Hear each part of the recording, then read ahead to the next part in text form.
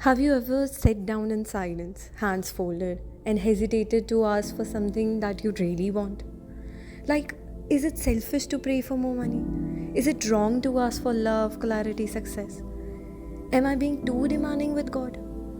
If you have ever felt that way, overwhelmed, ashamed, or confused about your own desires, you are not alone. So many of us were taught to only be grateful, to never want too much, to be content no matter what. But what if I told you it's not that simple? Desire isn't evil, it's human. But what Krishna wants you to ask is where your desire coming from?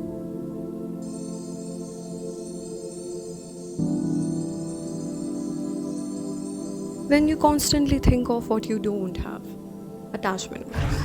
From attachment comes craving. From craving, frustration. From frustration, confusion. And from confusion, you lose yourself. Ever caught yourself saying, once I get that job, that person, that life, then I'll be happy? That's the craving Krishna is talking about. Not your dreams, but the obsession behind it.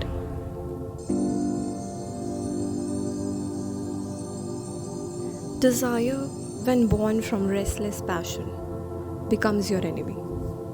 It eats endlessly, but is never full. Think of a fire that keeps asking for more wood, but never gives you warmth.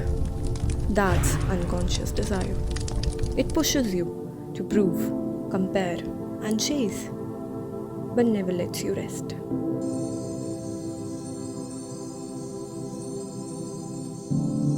Yes, even if you are praying for more money, love, or clarity, Krishna calls you noble. Because in your desire, you are still turning towards something higher. The problem isn't wanting, the problem is forgetting why you want. Not all desires are selfish. Some are sacred, some are survival, and some are service.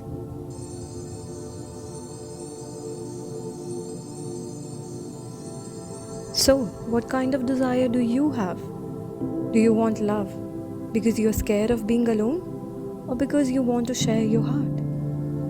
Do you want money to feel superior? Or to create safety and joy for your family? Do you want success to prove you're worthy? Or to serve with your gifts?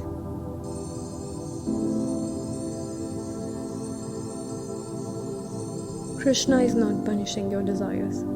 He's trying to purify them so they can lead you home. So, no, you're not wrong for wanting more.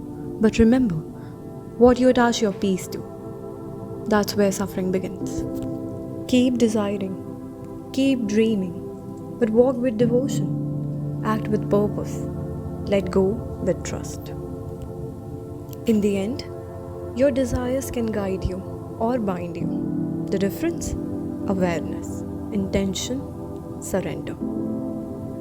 So don't ask, should I want this?